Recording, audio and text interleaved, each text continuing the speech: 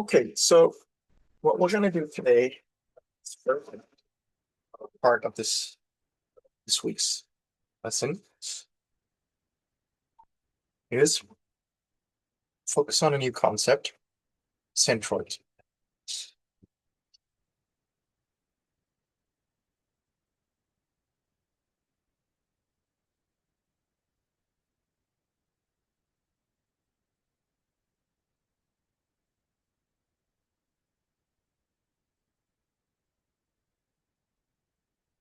ARAP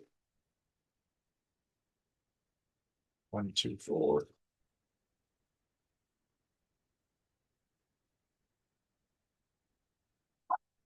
Three, 10.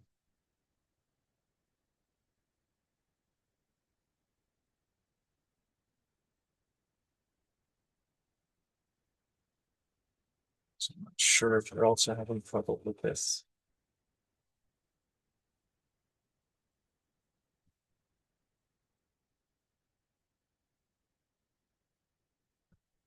Probably.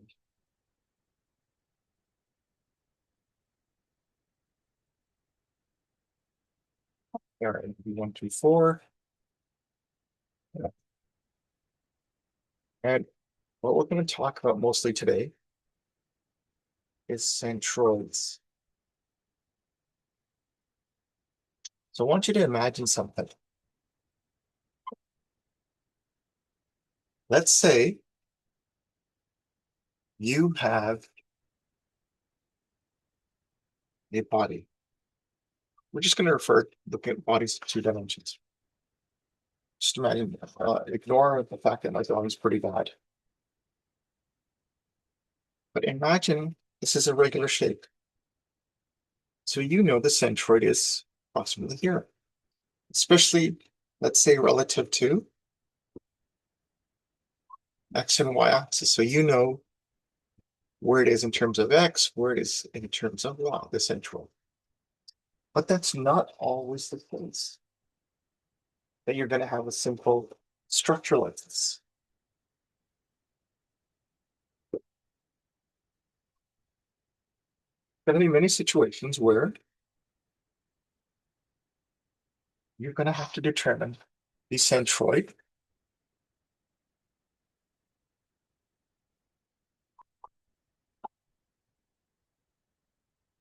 based on a combination of shapes. Let's say we have, let's say we have this.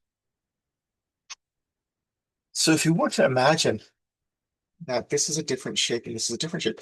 So if it's a known shape, we know the centroids of the known shapes. So what we try to do is we try to match up or use the known shapes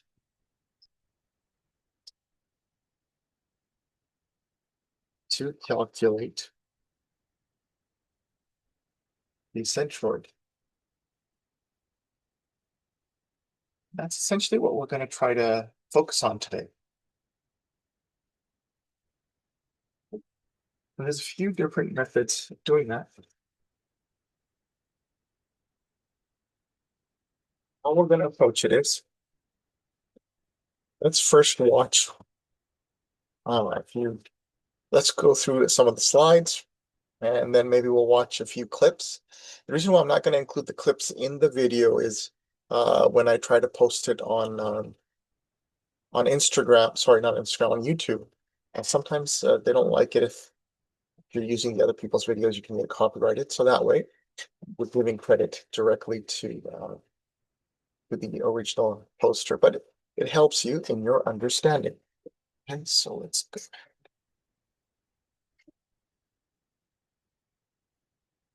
Start with the slides.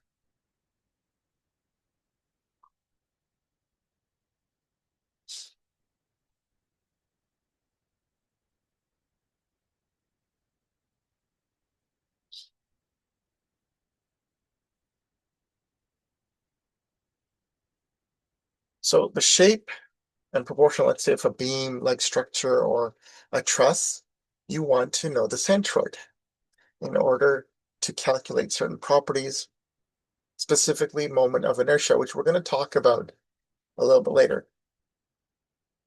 And I think that's what we're going to focus on in weeks 11 and 12.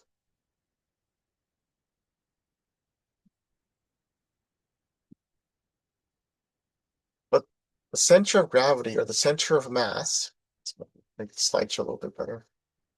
The center of gravity or the center of mass, it usually refers to the center of a three-dimensional object. Now, in terms of this course, we're going to stick to or be more focused on two-dimensional items. So if you look at the structure here, where we've got two different shapes, we've got the elongated rectangle and the shorter rectangle right here. So here's the elongated triangle and the shorter triangle right here. What you want to do is, you're going to assign a number. So this might be shape number 1, shape number 2. And you know the centroid of shape number 1 and you know the centroid of shape number 2, or where it is in terms of the reference axis. So in this case, the reference axis is here. So that would be like a 0, 0 on a graph. And you use this information to determine distances for the x and the y for both in order to calculate the centroid for such a shape. When a lot of times what you end up doing is you use known shapes to get this done, or formula of known shapes, and you incorporate the area as well in your calculations. And you'll see that when I show you the formulas.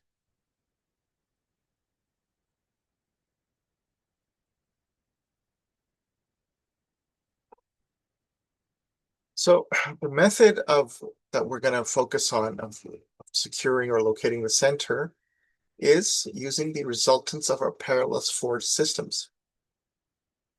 And the centroids are basically used in obtaining moments of inertia later on. So the equation for determining the centroid, so the x bar and the y bar, are considered the centroid. And the equation necessary is as follows. X bar is equal to sum of x times the area, sum of the area over the area for each shape. And the y bar is y times the area of the shape over the total area. Okay. So what I'd like you to do is to help you in your understanding is now go to your course items. Let me see if I can open it up. Go to your course items. Sort of go through some of the items there. So some of the notes that are built in to your course are meant to help you and to supplement what I'm talking about, right? So it's talking about how you can use the formula to determine the center of mass for a solid. And usually it's for a volume. But in terms of this course, we're going to focus more on two-dimensional objects.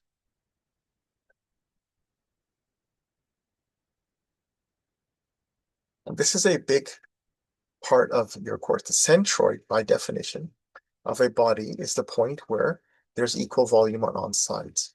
In this case, since we're working in 2 dimensions, we're going to say equal area on all sides. So instead of using volumes, we will at this stage only be using areas. Okay, so do spend some time going through this. So what we basically assign is the centroid as being the coordinates of the centroid, C being y bar and x bar. And in known shapes, it's quite straightforward to determine it. And you have a known area for a semicircle or a triangle. We know where it's going to be. And that's basically what we're going to be using. That's basically what you tried to use. So let me try to explain it a little bit better.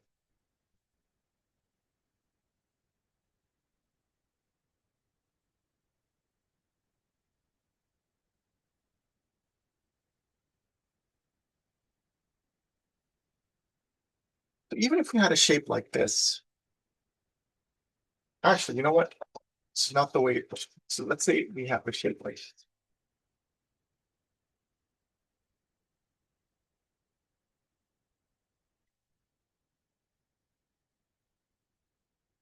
We can determine the centroid of the oval shape. That's X bar, Y bar. Remember, C denotes centroid. And what we tend to do is we tend to assign a point of origin. I'm going to do that with green over here. Point of origin. That's going to be used in our calculation. Then what we do is we split up the shape into different shapes, or we split up our body into different shapes. So let's say this would be number one. Let's say this is number two. And let's say this is number three.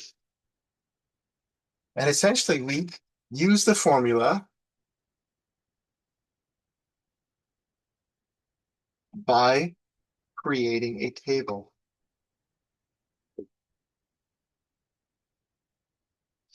And another thing that we use is we take advantage. We take advantage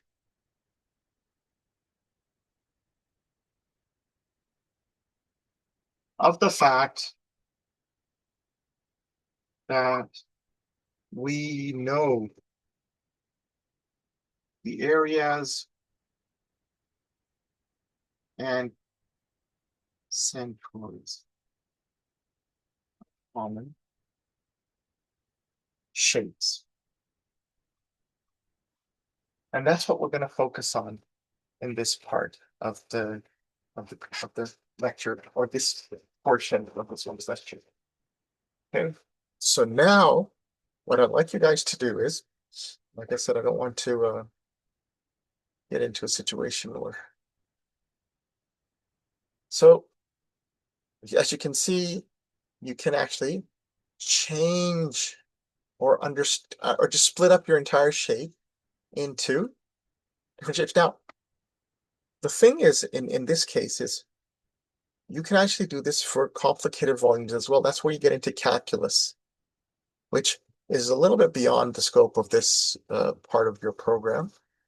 What we're going to do is we're going to do more of a summation of known shapes at this time, right? We're going to use this formula here. This formula basically helps us determine X bar and Y bar. That's what we're going to focus on at this time. Okay, let's watch this very interesting clip. What I'd like you guys to do is to, now I'm going to ask you to pause. So go into intro, go into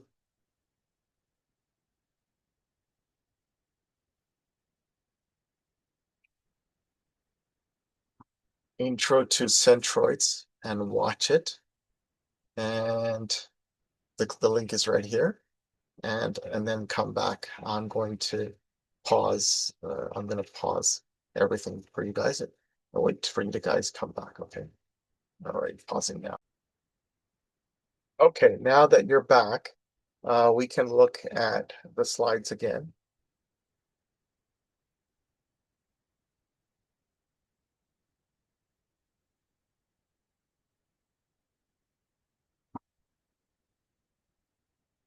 So we've got two shapes, and we want to get the centroid, right? So we'll make this our reference.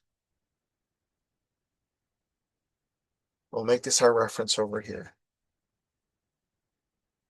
Okay. And we're going to have two shapes. So this shape over here, this shape over here. And you can label them 1 and 2, or you can just say 1, 2. Now, just remember that when we're working with known geometric shapes, it makes our life a lot easier. And so these are 6 of the shapes that you can use: a rectangle or a square, triangle, semicircle, a quarter circle, a parabolic segment, complement of a parabolic. Although these two probably are not going to be in your tests yet, but maybe they will be later, not at this time. So what I like to do now is to take a look at a problem with you guys. So we've got a 6-inch thick concrete wall, which is precast to the dimensions as shown. We've got it right here. So this is 10 feet, 8 feet, 9 feet, 12 feet, 6 feet, 9 feet, 4 feet. So now how you want to do this is you want to divide this into 3 different components. And as you can see here, this triangle is the first component. This rectangle is the third component. This rectangle is the second component. And where's the origin? The origin is here. The reference or the origin, right? See, that's written here. So this is the origin, 0, 0. Now, you can easily determine X bar and Y bar for each shape. But what we want to do is now we want to combine the 3 and determine X bar and Y bar for all 3 together. So remember, this is the formula. X bar is equal to this, Y bar is equal to this. So the best way to do this is to try to use the information given to determine the distances X and Y. This is very, very key. And what you want to do is you want to create a table. You want to create a table in order to perform this task. What you want in that table is, so let me show you guys.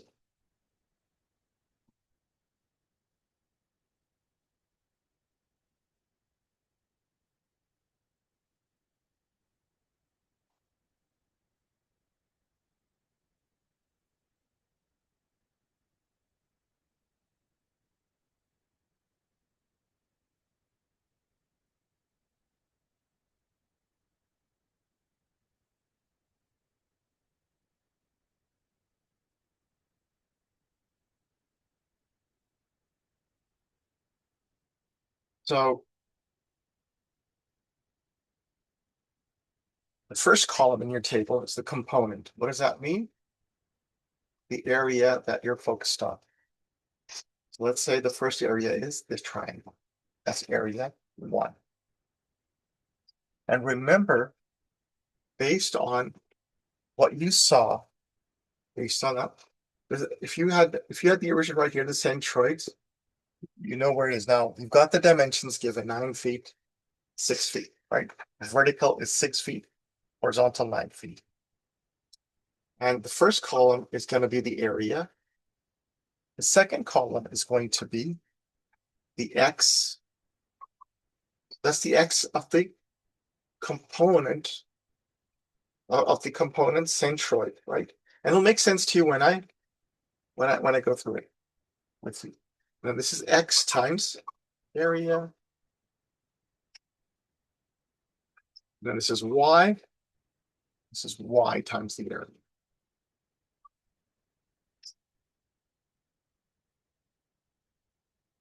And the second component.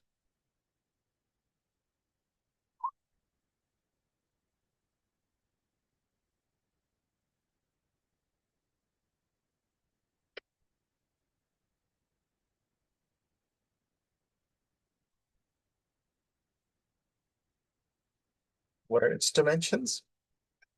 12, 12 feet, and 9 feet.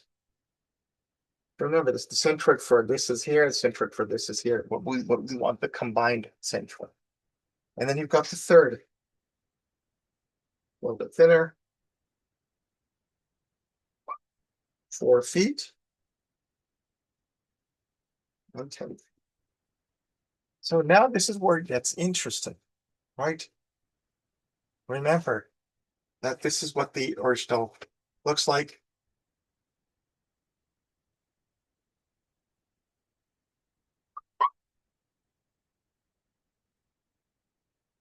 Right? This is 1, this is 2, this is 3. Shape 1, 2, 3. And what we want the centroid of the overall shape. And that's why we're conducting this calculation. So we know the area based on, and this is also known as delta A. We know the area based on our understanding of, and this is going to be in feet squared, based on our understanding of shapes. So what's the area of a triangle? Half base times height, right? So that would be half times 9 times 6, 0.5, 0.5 times 9 times 6, that's 27. I'm gonna this in one color. That's 27. We know based on our understanding of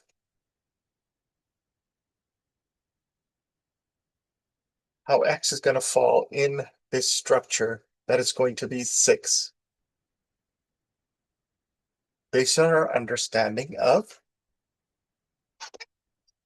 how centroids work, it's usually 2 by 3 by 9. So X is going to be 6. X times, so X times delta A, that's going to be this right here. That's going to be 162. Y in this case is half the height for a triangle.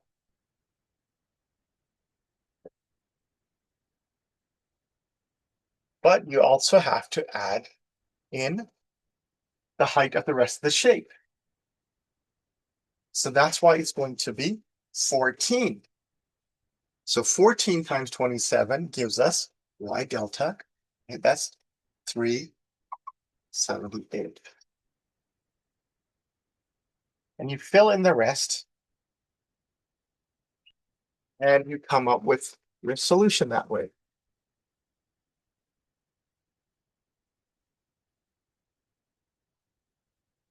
Let's go back to my share.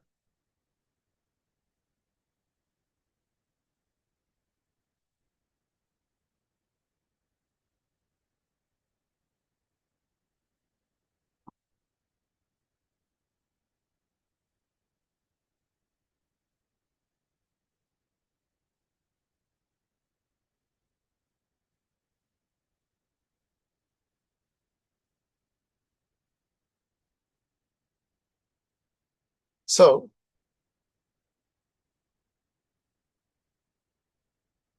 as we were saying earlier,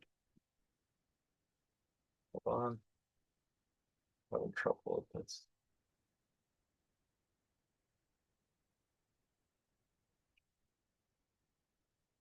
Not coming up as big as I want it to.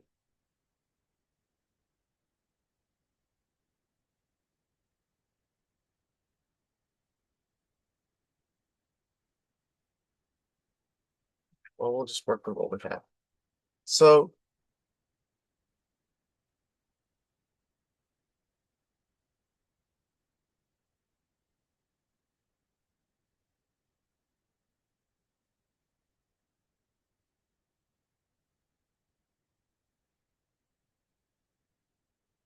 So remember, I filled in this part and this all the way through here, right? Where do I get X? This is going to be X for shape 1. That's this right here, all the way down. And then this is going to be y for shape 1. And that's filled in here as 14.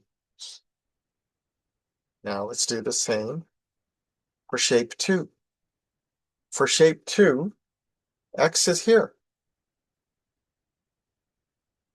to this centroid, and that will be 4.5. That's after we've determined the area, which is 9 times 12, and that is 108. So this is 4.5. It's halfway from here, because we know that about this shape. And we know the height is halfway to the top, so it's going to be 6. So it's 4.5 and 6. And we can easily determine this value by multiplying 4.5 times 108, that's 486. We can determine this value, it's 6 times 108, it's 640. Sorry, it's 6 times area. Yeah, 6 times 108, that's 648. And we do the same thing for the last one. So the area is going to be 4 times 10, that's 40. So the x component is going to be, because we know for this shape, the centroid is here. So from the reference, it's going to be this distance. It's going to be 9 plus 2, right? Because it's at the midway point, that's 11 right here. And you can then calculate x times the area of this shape, 440. And you do the same for y. Because again, you know where it is in terms of this reference. And you can determine that here. That's going to be 12 plus 1, right? Because it's halfway.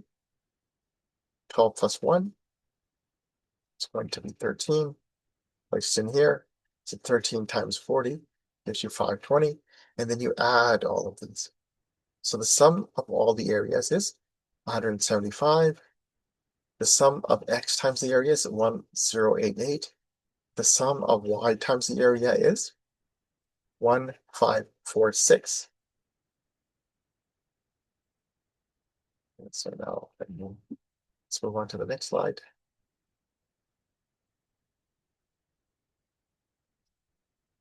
Oops, I need to get rid of this.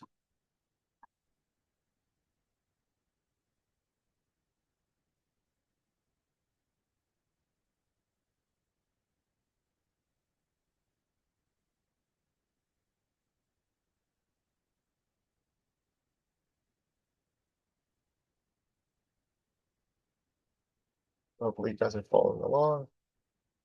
I know it's a new concept, so it might take a bit to understand. That's why we're going to take a few weeks in understanding this and moment of inertia. And so now the sum is going to be divided by the total area. So that's 6.22 feet. And y bar is going to be sum of y times the area divided by the area. That's 8.83. And as you can see, that will give you the y bar 6.22. Sorry, x bar 6.22 and y bar 8.83. And that basically sums up how you determine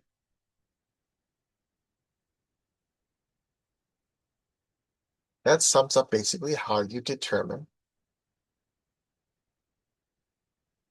centroid, right? Now what I'd like you to do is to watch another clip and then come back. The clip I want you to watch this time, again, it's in your folder.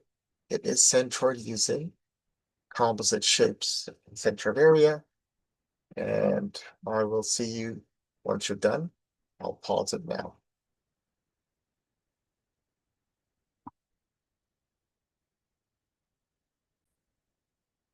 Oh, I forgot to mention that you can also use a different method where you deduct a shape from the centroid. So that's what this example in the video is about. Okay, so that basically brings me to close to the end of the first part of this week. Now, what we're going to do in the second part of this week is mostly just practice questions. And I'll probably review some questions to practice as well. in order to enhance your understanding. And we'll probably continue this in this week and next week, and also getting to calculating or starting to understand the calculation for moment of inertia. And that's what we're going to work on in the final few weeks. Centroid's moment of inertia, to understand the different concepts. And there's a bunch of notes for you guys to read. And so I'll leave you guys with that in this week and help you with your understanding in next week. Okay. All right. You guys have a good break and come back to the second part as soon as you can.